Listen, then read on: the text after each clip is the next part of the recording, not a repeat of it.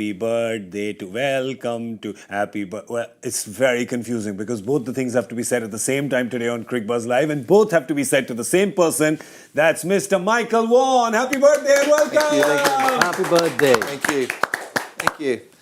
Don't you think you should have just spread it out so you could have got 2 cakes? Where's the cake? Yeah, like welcome back cake, and then a few days later, birthday cake. I like that you're optimizing our expenditure. Where is it? Where is this huge cake? It'll come. Yeah? We're constructing it right now. And will you spread it all over my face? Yeah, also we're putting Parthiv Patel inside it so he can jump out. The cake.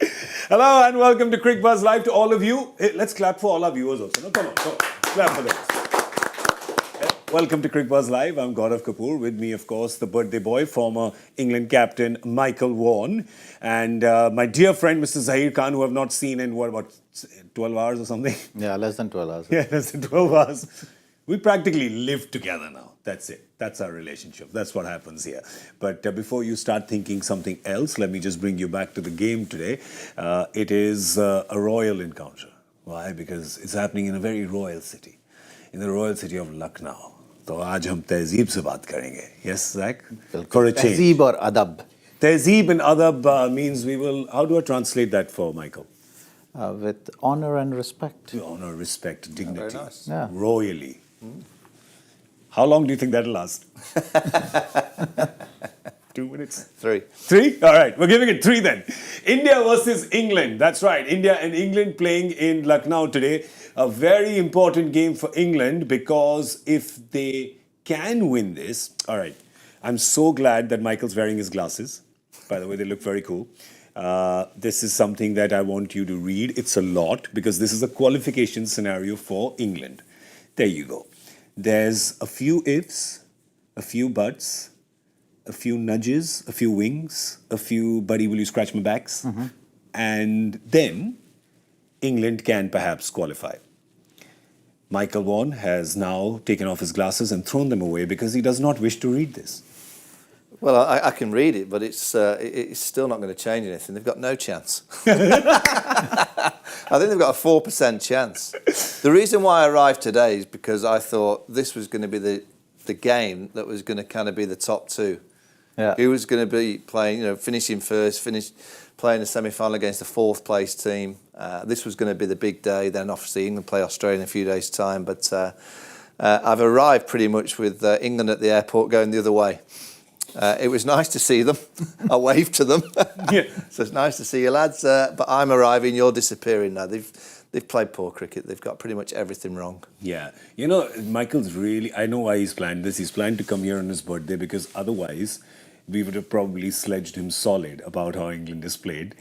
Zach and I were both ready. In fact, Joy and DK were, spurring us on, saying, come on, you got to give him a proper sledgy welcome.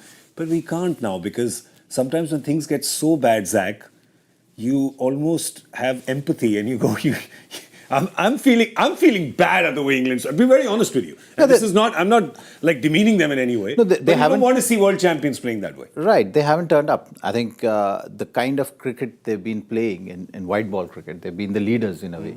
They've tried to create that new brand of cricket approach.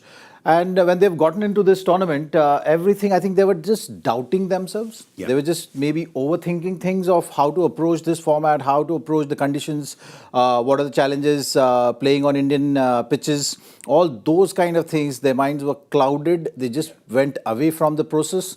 The first game was the crucial one where it looked like they were tentative, second-guessing themselves, not having that clarity whether to attack from word go or, in the middle overs, maybe thinking of building and consolidating their batting innings. They've been falling short with the bat in hand. Yeah. And their strength have been that in white ball format, that you got to be aggressive, attacking. Correct. I think once they lost that momentum, they just couldn't come out of it. Michael, the other thing that's glaring from that list is not just the red that's there, but the margins of defeat are just... No, they've been hammered. I mean, the first game against New Zealand are a good side, and you get a couple of your facets not quite right, and you can lose a game. Play well against Bangladesh, they get their tournament up and running. The killer blow was Afghanistan. Yeah. In Delhi, Josh Butler decided to bowl first. I think if he had that chance again, he'd probably bat in the afternoon. The pitch got a little bit worse, started to spin. But it was the way that they chased down that 270-odd that Afghanistan got on the board. It was timid. Yeah. I want to see England get out, caught on the edge. Playing reverse sweeps. They were caught out kind of just almost playing a way that England used to play white ball cricket pre-2019, 15, all the way back to 87 and 90, when England made the finals playing the style that required at that era. But from 2015 onwards, England have been the pioneers of the way that white ball cricket's played. And that's across the globe, It's not just in English conditions. It's across the whole world. They've played good white ball cricket, and they have a group of players. And I wouldn't change any of the players. I think the players that they have here are the best players that England could have picked. Jofra Archer would have been added to that if he'd have been fit. So it's not actually the players that they've got. It's just that they've lost confidence. None of the players are in form. Selection's been very unlike England. Since 15, they've been so consistent in picking a group of players and just sticking with them. And then suddenly you get to a World Cup as champions, and they're swapping and changing every game. It's like 3 changes there, 3 changes there. To play a game against South Africa in Mumbai, and from watching England for 7 years, where they packed the bat in, and they had Adil Rashid coming at number 10, sometimes number 11. You had David Willey at 7, Rashid at number 8. I was like, where's that come from? So they've got selection wrong, tactical decisions at the toss wrong. I mean, you were probably here on that day in Mumbai against South Africa. I was watching on the television. It looked hot. Yeah. The pitch is pure. And you decide to go and bake yourselves for 4 hours in the field before you chase 400 to try and win a game against South Africa, who just lost against the Netherlands chasing.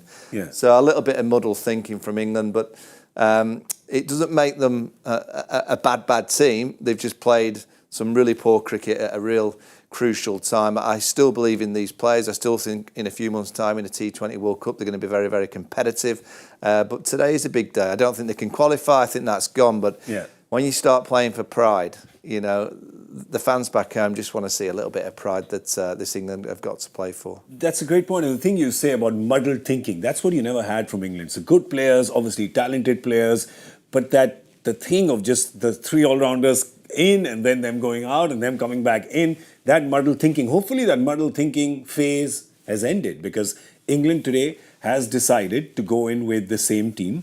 They are going to be chasing. That's what they've decided. They won the toss and put India into bat. India is going to be batting for the first time this tournament. They've been chasing their previous 5 games. So you see this team, and as you look from up to down, you see, as Michael was saying, we'll just put the team back up, is that you have the batting again. You have David Willey at 9, Adil Rashid at 10. Mark Wood can tonk the ball around here and there. This is an England team I'm familiar with. This is a thought, Zach, I'm familiar with. This is what has worked for them. You have options. You have off spin, leg spin, right arm pace, left arm pace, solid pace in Mark Wood, and of course long batting. That's the thinking that we were used to from England. Yeah, I think that's what they've been trying to do. But it's been a little confusing that they've not been sticking with one thinking. Now, it's little too late for them to revive that in the tournament, but now they've understood, okay, this is how we should approach. Topley going back also has, in a way, helped that thinking, because after the first game against New Zealand, they wanted to bring back Topley because they felt the bowling is a little on the weaker side. So that has been the thinking, but this has been the formula for them to approach the game and win games of cricket. They've been winning games on the basis of their batting depth and their approach.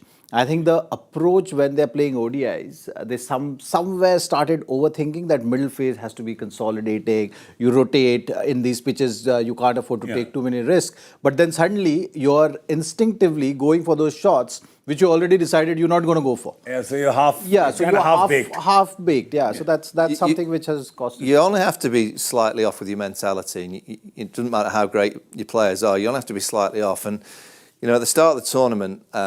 I don't know if you've talked about it on the show, but the England central contracts has been a big issue. Yeah. How you've got to a situation where you're in the middle of a World Cup and you're announcing a group of central contracts. Now, if you didn't get them done before the tournament started, you've got to do them at the end. Yeah. You've got to say, I'm sorry, for the next 6 weeks, we're not talking contracts. No one's going to be given anything. You're here to play a World Cup. At the end of the World Cup, we'll start to discuss and make sure that everything is sorted.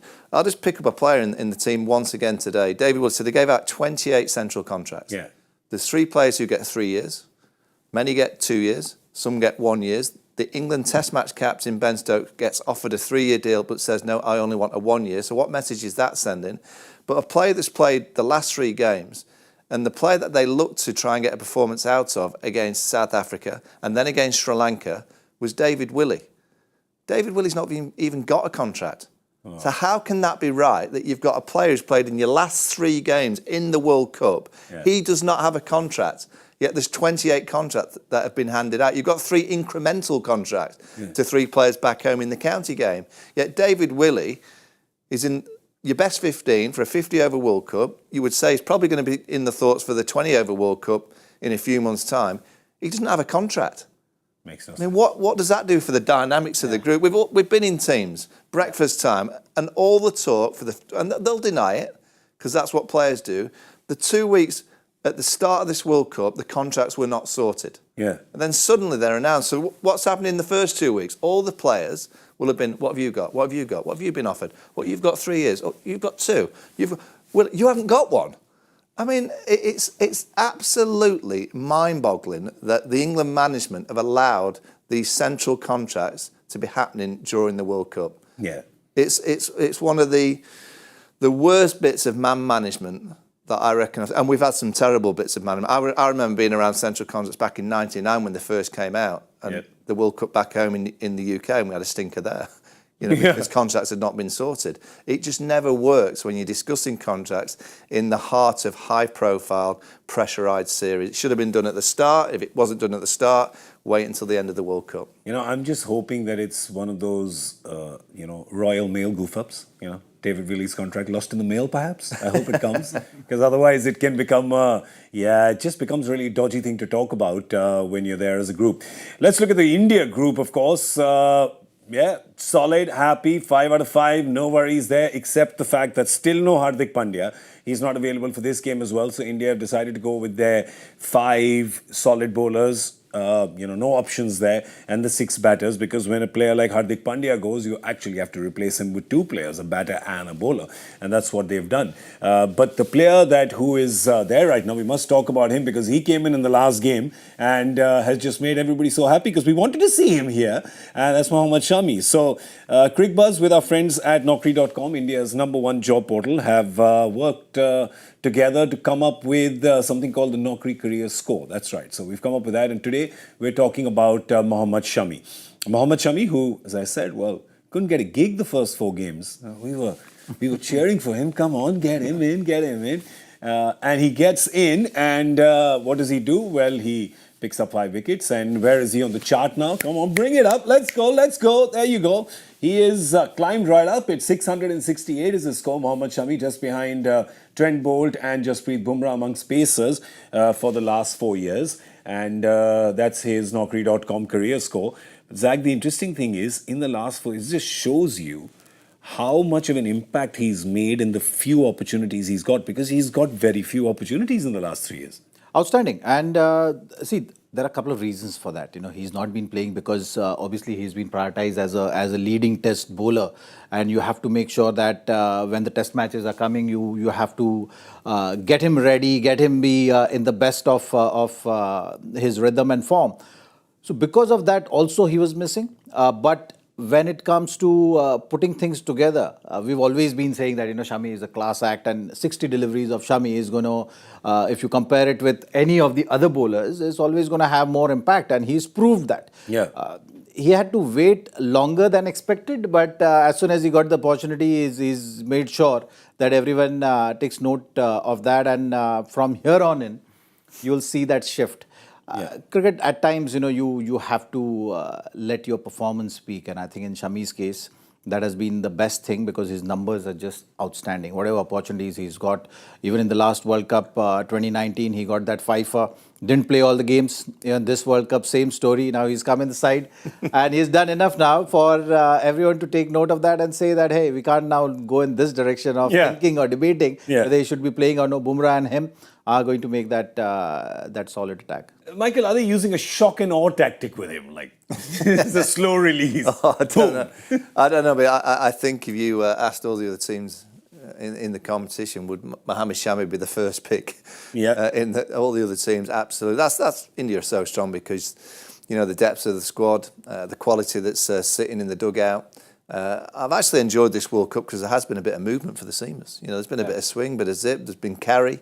And I've always said for the last few years, I don't think there's anyone better, particularly with the red ball. But now we're seeing it with the white ball of if there's anything in the pitch or anything through the air, he just bowls that beautiful length that brings the batters forward. He brings LBW, bowled, caught behinds into the equation.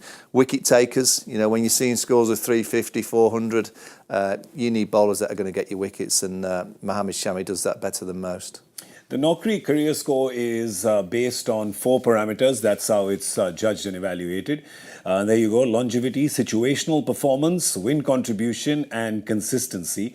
And in all of them, I guess, the longevity, yes, he's not, as we discussed right now, he's not played too many games. But the resurgence that he has had from someone who a year ago we were saying is probably not in India's white ball plans because he was not playing. But Zach, he's had this amazing career resurgence. I mean, look at him in 2021. He wasn't there. We believed in 2021, right, 2 years ago, that he's not part of India's white ball plans. Yeah, I mean, and that's something which you, at times, when you look back, you don't know how that was happening. Yeah. The only reason I think of is the test match being priority, and you wanted to make sure Bumrah was also not playing consistently because of his back troubles. So that is something which may be the reason. But when you look at his numbers, it's just phenomenal. Yeah. The strike rate is something which always, in any format, one should look at. His strike rate is superb. His ability to take wickets is something which differentiates him from rest of the bowlers. Yeah. When you're looking at playing the approach, often you talk about right now, India had consciously made that decision of going hard in the first power play. That has kind of changed their thinking a bit, and that's where Shami was missing out a little.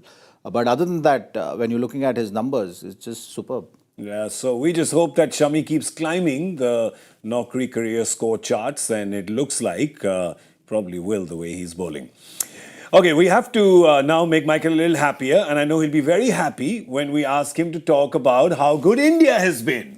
Because he likes teams that do well. It doesn't matter that he's from England. He just likes a team when it does this. India have, from that first victory against Australia, which was tricky when they lost those 3 early wickets, and then Virat was dropped by Mitchell Marsh.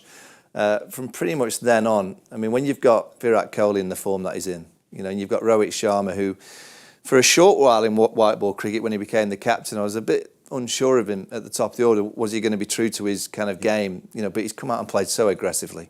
Yeah. Now, when you've got Rohit coming out and just destroying, particularly left-arm overs, I think left-arm overs have always felt that they've had a chance against Rohit Sharma, but I think it was against Shane Afridi where he flicked him for 6 about third ball. I went, oh, hello. He shut that down. Yeah, Rohit's kind of, he's got his alignment right against the left-armers. India look a juggernaut. Yeah. I've said from the start of the tournament, they're the team to beat. Whoever beats them will win the World Cup. So far, I haven't seen maybe Australia, South Africa, New Zealand on a given day, but I just think a team is going to have to play an incredible game to beat this India side. I look back to the 2007 World Cup when Australia completely steamrolled everybody in the Caribbean. I don't think anyone got close to them. They just kind of won every game. It was a no contest. And we could find that in this World Cup. But, it's just about winning 2 games. In the semi-finals, can they win 2 games of cricket? That's pretty much what it comes down to. Yeah. So far, the players have coped with the expectation, the pressure, playing at home. That brings an added bit of pressure. But so far, this Indian group of players looks like they're thriving on it. They look like they're enjoying it. They look like they're kind of hitting it head on, which you need to do. But it just comes down to 2 performances, the semi-final and the final. Something Michael said right now put me in a time machine and took me back 4 years. Do you know what line that was? That line was, whoever beats India will win the World Cup. 2019, India on an unbeaten streak. England beats India. And guess what happened? Today, if England beats India again, I'm saying if. They won't win the World Cup. And I'll be honest with you, I don't think they'll beat them today either. I'm just being nice because it's his birthday and we asked him, what do you want? And he said an England win would be nice and some cake. So I'm maybe. What about those prawns? Do we still get the prawns here? Of course you get the prawns. Yeah, It's your birthday. You can get whatever Thank you very want. much. Anything you want to eat. Thank you. You're a good child. But Zach, I like this. It's a very important point, and you know this. You've been part of a World Cup winning team. Enjoying each other's company. How much is that a factor? Enjoying each other's success. Well, see, all these things happen when you're winning. Okay. And all the things which you've been doing nicely leading up to the World Cup, they also get a little overshadowed by all these wins which they're saying. But you have to go back and see what are the things which Indian team have been doing right in terms of processes, in terms of communication, transparency. The flexibility around the team right now is something which one should take note of because we've been seeing leading up to the World Cup, not every member of the squad was available. Correct. You know, Bumrah was injured, Shreyas was injured, KL Rahul was injured. So there are 3 out of 15 who are not been playing for 5-6 months. Yeah. But how they've managed them is something which they deserve a credit for. They've managed those situations well. In this scenario also, now in the tournament, you've seen Hardik missing few games. Yeah. But they were prepared for this by using Surya, specifically telling him that, okay, this is going to be your role. If Hardik is not available, then, and they've done the straight swap around that. Yeah. Same thing with Ishan Kishan and KL Rahul situation. Yeah. Ishan Kishan also stepped up. He filled in for Shubman Gill. So that was the flexibility which they were looking at leading up to the tournament, that, okay, KL Rahul and Ishan Kishan is something how they can add value to, because you only have squad of 15. You know, COVID times everyone gotten used to having luxury of 20 players traveling with you, and then you can just pick anyone and everyone is in part of the squad being ready. But in World Cup, there are different challenges, and I think the team management and the processes which they've followed, the consistency which they've shown in how they've gone about is paying them dividends at this stage. And this is the time to acknowledge all those things which they've been doing right. Because when you start winning as a team, you obviously then have that environment in the dressing room. Everyone is upbeat. Everyone is cheering. You know, and using your breaks also very well right now in between. So yeah, a lot is going for Indian team, and a lot they've been doing right, which is showing the results at this stage. It reminds me a lot of the 2011 build-up, and we hear this so much that Gary Kirsten for 2 years before was telling the team that play every game like it's a knockout. There was a lot of clarity in what people's roles were, and you see the same thing happening right now. So as Michael is saying, India really is the team to beat. But it keeps bringing me back to what Virender Sehwag said on the Hindi show. He says, one collapse has to happen. Right? He says it's just the law of the universe. That's the way things work. Well, that's what I was going to, of all the teams, India have shown no weakness. Yeah. You know, their batting looks strong, the bowling's got great combinations, the spinners are really stifling in the middle and picking up wickets at key times. The fielding's been very, very good mindset. You look at the other team, South Africa. I think if you get South Africa in a chase, you know, they got over the line against Pakistan, but they didn't against the Netherlands. So I think teams will fancy South Africa by getting a score on the board and making them chase. Australia against spin, I still think you can get Australia against spin, quality spin. New Zealand are very consistent. New Zealand are just doing what New Zealand do. They just kind of perform and make it very, very difficult for you to beat them. But India so far have not shown one bit of weakness. You know, not one element that the opposition will go, that's what we can target. You know, the one aspect I would think is if you can get them 3 or 4 down quickly, you know, that depth in batting might be exposed, 5 bowling options if you can target 1 or 2 bowlers where they're going to turn to. But that hasn't been shown up yet. You know, I don't know if you can go a full World Cup without having one blip. I don't know. I mean, Australia did in 2007, but in this era, can you go a whole World Cup winning every single game? If I was India, I'd lose one of the games now. Just get your loss out the way before the semis and the finals come. Just for Feng Shui. Just get your loss. Yeah. Well, as Verinder says, get your claps. Not to the Netherlands, though. Not to the Netherlands. Well, the Netherlands are playing good cricket. Get your claps out the way now. Yeah, just do it. Just get it done with. But yeah, it's such a good point that India is ticking all the boxes. There was one concern perhaps before the New Zealand game that the batters on the top were batting so well that, you know, 6 and 7, those plants were not getting any sunshine. But then when Ravindra Jadeja came to bat against New Zealand, he said, it doesn't matter. What if I was in cotton ball and naphthalene, you know, just lying, or I just come in the center and I play like I've been playing every day. So that box got ticked as well. Today, a lot will depend on Rohit, of course. It's his 100th game as captain. He's captained 100 games.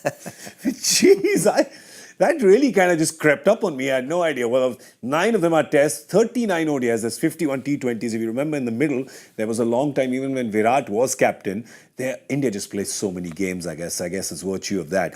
But in the 39 one-day games, he's won 29 of them. That win percentage is fantastic. He'd want to extend that today. And the best way to do it is, England has put them into bat. He sets the tone, Zach. He's been setting the tone. He has publicly said that I'm sacrificing personal landmark for team optimization of the power play. Yes, he's getting the big scores as well, but that's not his focus. So he's just coming out and playing one way, and that just gives so much shade and shelter to everyone around him. Well, that's one thing he has been trying to change. And if you look at overall how in ODI format India has been approaching before Rohit, was to go really cautious in that first 10 overs. Yeah. And I think he wanted to change that, and he's been very successful in doing that. And when he's going to be out there on the pitch, he's going to continue with that kind of mindset, and you will see the strike rate which he's been focusing on. Yeah. So he's the real threat to the teams which he'll be playing against, or the bowlers which he'll be playing against, is that the kind of mindset he is in, he's not going to take it easy. He's always going to be looking to be aggressive. So the strike rate is going to be on the higher side. Yeah. So the longer he bats, it's going to be detrimental to any bowling attack. Yeah. So that is going to be the worry for everyone, and he's scoring those runs also. We've seen against Afghanistan what he did.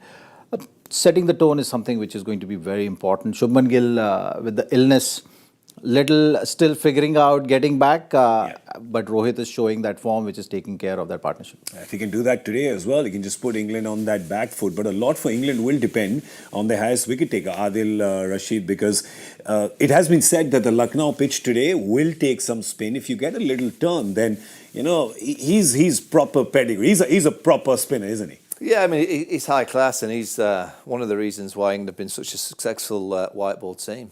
It was one of Trevor Bayliss' first moves when he got the role after 2015. He just went, we need a spinner that can spin it both ways. He threw Adil Rashid in there, and he's been very, very consistent. He's been the go-to bowler, particularly in that middle region. I think he needs a little bit of help from Moeen. Moeen's kind of been in and out of the side. You can't rely on Liam Livingstone and Joe Root. You need a couple of quality spinners on these Indian wickets. So, that combination of Adil Rashid, Moeen Ali has been such a great combination for England for many, many years that, I was staggered when they kind of broke that up, because I felt for England to be successful in this World Cup, yes, the batting has to be powerful and you have to feel well and the seamers have to come into the equation, but that spin combination of Moeen and Adil Rashid, for me, was always going to be very, very important on these wickets. So it was surprising when they threw Moeen out the side so quickly. Yeah. And that's been kind of the story of the England side, is that they've been almost chasing the formula. Yeah, it's like, pick 3, no, that didn't work, or we'll change again. Harry Brook he played quite well, and then he missed out against South Africa, and then he missed the next game. And, you're kind of looking at it and go, it's very old school England thinking from back in my time when we were trying to chase the formula and try and chase a way of playing. Very, very unlike what England have been doing for 6 or 7 years with the white ball team. But that combination of Rashid and Moeen Ali is absolutely pivotal. Yeah, they will depend on that today, because Nasir Hussain at the toss said the pitch will definitely turn. He just doesn't know when it'll turn. I got very perplexed by that statement. Might be tomorrow. Yeah. It's no good if it happens tomorrow. Unless the game... Listen, actually, we shouldn't jinx it, because we have seen a few TDIs, a few two-day internationals, all right? We don't want this game like rain and to go on beyond midnight. There's no reserve day here. No, but go beyond midnight.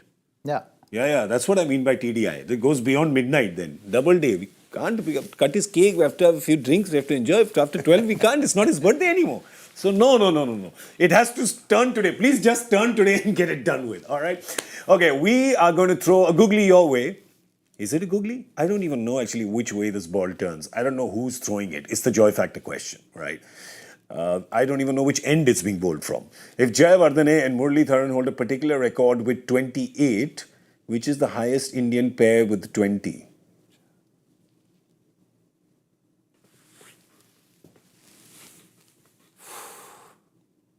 Last wicket stand. Got to be. Perfect. When is the game starting?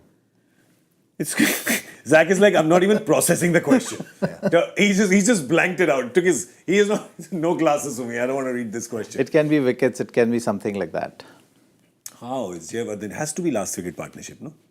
Can it be a captain and vice captain? No, they were never. Jai Warner, did he bowl? Yeah. What? Did he? He used to bowl in the 19s. I was the captain against him. Yeah? He got me out for 99 in Colombo. Okay, so then you do remember him bowling. He brought all the field up and I swept it straight to them. 99. 99, yeah. Yeah. That's the kind of trauma that takes a few birthdays to get over. Yes, so Yeah. Jayawardene does bowl, apparently.